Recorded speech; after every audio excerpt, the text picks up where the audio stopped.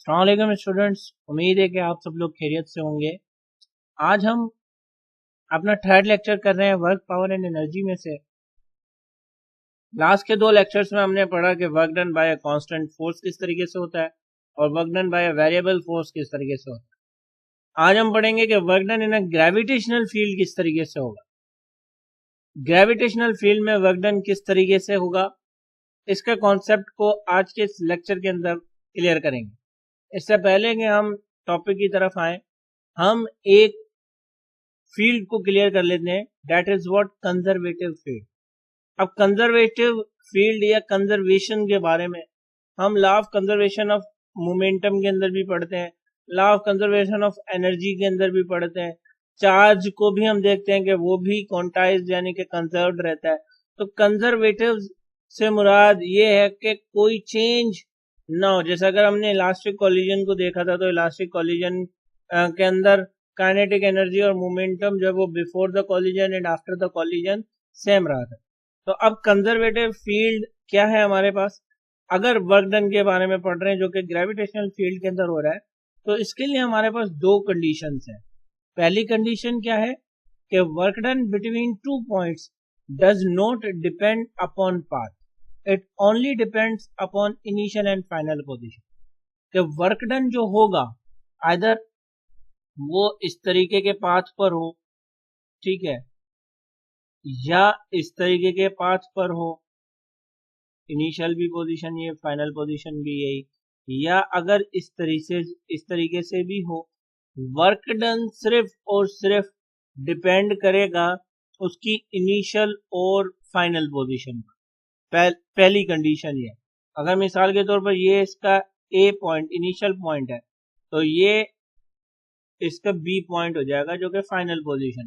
तो work done path पर depend नहीं करेगा, वर्क डन जस्ट इस पोजीशन पर डिपेंड करेगा कि ये पोजीशन क्या है। सेकंड कंडीशन कि work done along a close path और loop is equal to zero. और वर्क डन जो क्लोज पाथ या किसी क्लोज लूप पर होगा वो किसके बराबर हो, जीरो के बराबर। आप देखेंगे अगर इस बॉडी ने यहां से, ये इसका इनिशियल पॉइंट है, यहां से एक सर्किल में मोशन करना स्टार्ट किया है, तो यहां पर दोबारा अगर क्लोज लूप बना रहा है, तो पहली कंडीशन क्या है कि इनिशियल और फाइनल पोजीशन पर डिपेंड करेगा। तो क्लोज्ड लूप में इनिशियल और फाइनल पोजीशन तो सेम रहेगी, वो तो चेंज नहीं होगी। सिमिलर वे में अगर ये पर्सन यहां से स्टार्ट होते हुए कुछ इस तरीके के पाथ पर आने के बाद दोबारा इसी पोजीशन पर पहुंच रहा है, तो आप देखेंगे ये क्लोज्ड लूप बना। तो यहां पर भी जो वर्क डन होगा वो वर्क डन हमारे पास क्या होगा, वो वर्क डन हमारे पास जीरो होगा। एज लाइक जैसे यहाँ पर अगर देखेंगे ये 2 मीटर इस तरफ मोशन कर रहा है, फिर डाउनवर्ड, फिर 2 अपोजिट डायरेक्शन में इस तरीके से। तो आप देखेंगे 2 मीटर्स अपोजिट डायरेक्शन की वजह से कैंसिल आउट हो जाएंगे, 2 मीटर्स अगेन अपोजिट डायरेक्शन की वजह से कैंसिल आउट हो जाएंगे। तो ये इनिशियल और फाइनल पोजीशन सेम रहेगी और टोटल वर्क डन हमारे पास क्या हो जाएगा, जीरो के बराबर हो जाएगा। तो दोनों कंडीशंस क्या है कि फर्स्ट के वर्क डन दो पॉइंट्स के बीच में इनिशियल और फाइनल पोजीशन पर डिपेंड करता है, ना कि उसके पाथ पर। पाथ चाहे जैसे मर्जी भी हो, वर्क डन डिपेंड करेगा only it's initial and final position. अगर हमारे पास क्लोज लूप है, ये दूसरी कंडीशन है, तो वर्क डन किसके बराबर होगा, वर्क डन जीरो के बराबर आ जाएगा। अब इसी कॉन्सेप्ट को यूं कह लें कि चेकआउट करने के लिए कि ग्रेविटेशनल फील्ड एक कंजर्वेटिव फील्ड है या नहीं, हम क्या कर रहे हैं कि इसकी एक छोटी सी डेरिवेशन कर लेते हैं ताकि कैलकुलेशन बेस्ड हमें आइडिया हो जाए कि work done in a gravitational field किस तरीके से होगा और क्या ग्रेविटेशनल फील्ड एक कंजर्वेटिव फील्ड है कि नहीं। इसके लिए हमने क्या किया है, हम सपोज कर रहे हैं कि ये हमारे पास एक जो है वो वर्क डन हो रहा है on the surface of the earth. ये हमने अर्थ ले लिया, मैं यहाँ पर ई लिख देता हूँ, और यहाँ पर एक बॉल को हमने मोशन करवाया है पहले हॉरिजेंटल, फिर वर्टिकल और फिर एक सर्टेन एंगल पर, इस तरीके से। और ये अर्थ के सरफेस पर हो रहा है या अबव द अर्थ के सरफेस वेरी शॉर्ट हाइट पर हो रहा है, तो हम कह रहे हैं कि ग्रेविटेशनल फील्ड यहाँ पर अफेक्ट कर रही है। क्लियर? तो अब यहाँ पर हम देखें कि ये जो पाथ पर ना पहले 8 जब वो हॉरिजॉन्टल मोशन किया, फिर वर्टिकल, और फिर एक एंगल पर, हम क्या कर रहे हैं कि इससे पार्ट्स में डिवाइड कर दिया ताकि इजीली हम मालूम कर सकें। तो सबसे पहले मैं वर्क डन जो कर रहा हूँ वो वर्क डन में करवा रहा हूँ हॉरिजॉन्टल, जिसमें ए टू बी बॉडी ने मोशन किया है, बॉडी डिस्प्लेस हुई है ए टू बी, और इस डिस्प्लेसमेंट को मैं D1 का नाम दे रहा हूं। अब आप देखेंगे वर्क किसके बराबर है, वर्क तो बराबर है फोर्स इनटू डिस्प्लेसमेंट के, और यहाँ पर जो D है वो D1 के बराबर, और फोर्स जो है वो कांस्टेंट है, तो हम एज एन कांस्टेंट फोर्स ही कंसीडर कर रहे हैं। आप देखें कि इस बॉल का जो वेट है वो तो डाउनवर्ड आएगा और बॉडी डिस्प्लेस इस डायरेक्शन में हो रही है, तो दोनों के बीच में जो एंगल बन रहा है वो एंगल तो 90 का बन रहा है, और हमें पता है कि एफ डॉट डी बराबर है एफ डी कॉस थीटा के, तो यहाँ पर एफ D1 आ जाएगा कॉस थीटा, और थीटा की जगह पर हम जो यहाँ पर एंगल सबटेंड हो रहा है 90 का, हम वो 90 का एंगल सबटेंड देंगे। अब कोस 90 हमारे पास किसके बराबर है, कोस 90 हमारे पास बराबर है 0 के, तो कोस 90 0 के बराबर आ जाएगा, तो इट मीन्स के ये पूरा जो work done A to B हो रहा है वो भी किसके बराबर हो जाएगा, वो भी 0 के बराबर हो जाएगा। यहाँ पर मैंने वेट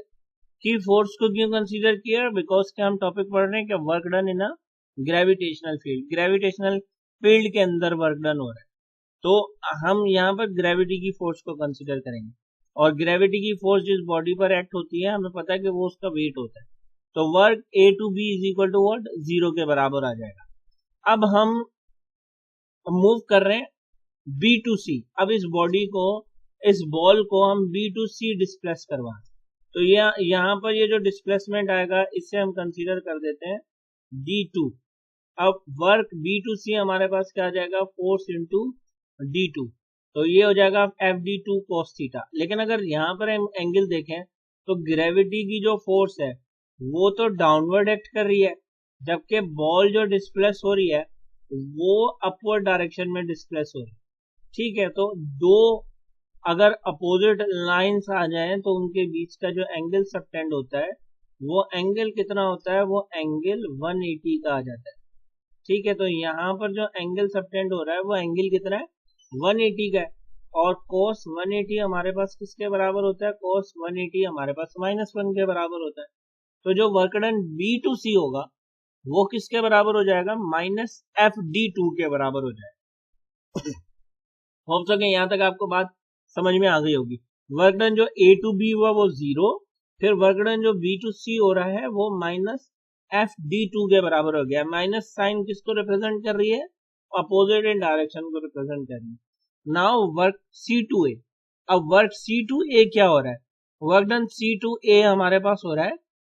F डॉट D3, यहाँ पर C2A जो आ रहा है, तो यहाँ पर जो एंगल बनेगा वो कितना बनेगा, यहाँ पर जो डिस्प्लेसमेंट है वो क्या है, FD3। लेकिन अगर मैं यहाँ पर इस बॉल को कंसीडर कर रहा हूं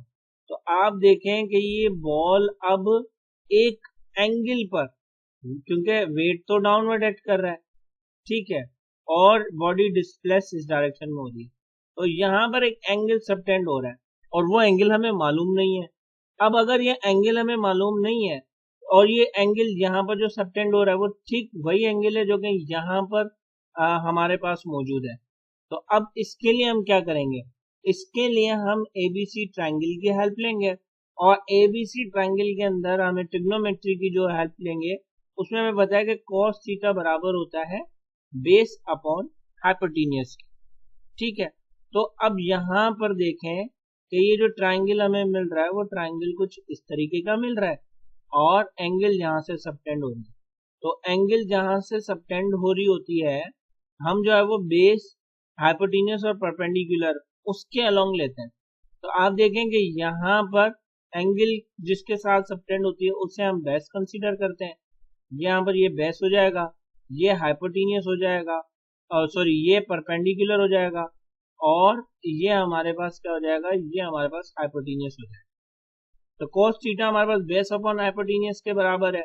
और बेस पर हमारे पास डिस्प्लेसमेंट कौन सा है, d2, तो हमने बेस पर जो है वो d2 रख दिया,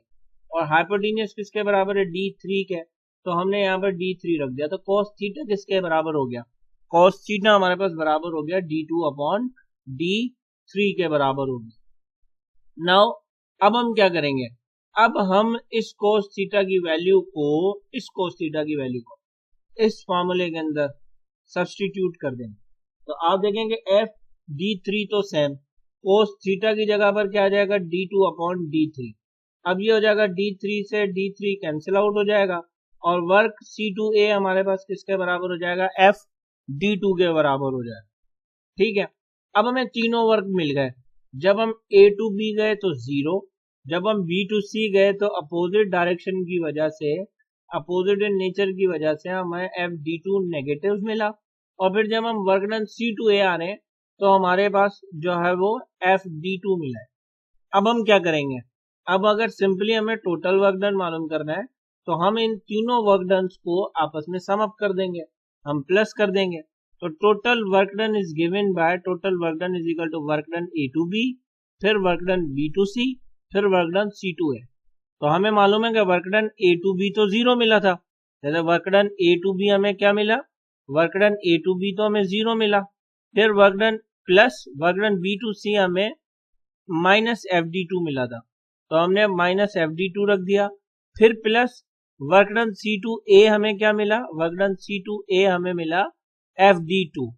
तो माइनस का fd2 प्लस का fd2 ये दोनों आपस में कैंसिल आउट हो जाएंगे, और टोटल वर्क किसके बराबर हो जाएगा, टोटल वर्क 0 के बराबर हो जाएगा। Hence total work done along close path is 0। अब जो टोटल वर्क हुआ क्लोज्ड पाथ पर वो क्या हुआ, 0 हुआ, जैसे हमने सेकंड कंडीशन में पढ़ा था। ठीक है, अब देखें एज वी नो डेट, अब हमें क्या करना है कि हमें मालूम है कि ये जो work done a to c हुआ, ठीक है, वर्क डन जो हमारे पास a to c नहीं बल्कि वर्क डन जो हमारे पास b to c हुआ, और यहां पर आप करेक्शन कर लीजिएगा, ये work done b to c है, work done b to c और work done c to a हुआ वो तो 0 के बराबर, क्यों, क्योंकि b to c हमें जो मिला वो माइनस में मिला, और जो वर्क डन हमें c to a मिला वो पॉजिटिव में मिला, तो दोनों आपस में क्या हो जाएंगे, दोनों आपस में कैंसिल आउट हो जाएंगे और 0 के बराबर हो जाएगा। ठीक है, आप देखेंगे अब यहाँ पर work done c to a positive है, अगर मैं इसे इज इक्वल टू के इस तरफ ड्राइव कर लेता हूं तो work done b to c is equal to किसके बराबर हो जाएगा, minus work done c to a के बराबर हो जाएगा। ठीक है, अब आप देखें कि वर्क डन जो b to c मिलेगा हमें, वो b to c हमें वर्क डन जो मिला वो किसके बराबर था, work done b to c हमें जो मिला वो बराबर था माइनस fd2 के। ठीक है, या अगर सिंपली हम यहां से भी लेना चाहें तो work done c to a हमारे पास बराबर था fd2 के, fd2 के बराबर था, और यहाँ पर चूंकि माइनस हमारे पास पहले ही मौजूद है तो ये माइनस fd2 के बराबर हो जाएगा, जिसे हमने इक्वेशन 1 का नाम दे दिया। अब हम टोटल वर्क डन देख रहे हैं VFB, पहले तो हम A to C और C to A देख रहे थे, लेकिन अब VFB के देख रहे हैं, यानी कि पहले बॉडी A to B गई, फिर B to C गई, फिर C to A आई, तो work done A to B to C is equal to work done A to B plus work done B to C, तो A to B हमारे पास जो work done मिला वो तो 0 के बराबर, फिर बीच में प्लस, और work done B to C जो मिला वो हमारे पास वर्क डन माइनस fd2 के बराबर था, तो यहाँ पर जो इक्वेशन हमें मिलेगी work done A to B to C वो क्या मिलेगी, वो हमें मिलेगी माइनस fd2, जिसे हमने इक्वेशन नंबर 2 का नाम दे दिया। अब देखें कि अगर मैं इन दोनों इक्वेशंस को 1 और 2 को कंपेयर करता हूं तो हमें क्या मिल रहा है कि वर्क डन जो हमारे पास B to C हुआ, work done B to C वो बराबर किसके आ रहा है, work done A to B to C। Clear, इससे हमें क्या मालूम हुआ, पहले तो एक कंडीशन तो हमने वेरीफाई कर ली थी कि टोटल वर्क डन जो क्लोज पाथ के थ्रू होगा वो 0 के बराबर होगा। अब यहां पर क्या कह रहा है कि इस इक्वेशन के बाद hence work done between A and C does not depends upon the path, हमने पाथ को भी देखा कि वर्क डन पाथ पर डिपेंड नहीं कर रहा। ठीक है, तो ये तो दोनों कंडीशन वो होगी जो कि हमने कंजर्वेटिव फील्ड के बारे में पढ़ी। तो यहां से हमें क्या पता चल रहा है कि hence prove that the gravitational field is a conservative field. हमें क्या प्रूव मिल रहा है यहाँ पर, ये जो इक्वेशन हमने की, ये जो ग्रेविटेशनल फील्ड है ये एक कंजर्वेटिव फील्ड है। यानी कि अगेन मैं रिपीट कर लूंगा, कंजर्वेटिव फील्ड क्या होती है? कंजर्वेटिव फील्ड वो फील्ड होती है जिसमें अगर हम वर्क डन की बात करें तो वर्क डन जो है वो पाथ पर डिपेंड नहीं करेगा, वो सिर्फ अपने इनिशियल और फाइनल पोजीशन पर डिपेंड करेगा। और दूसरी कंडीशन ये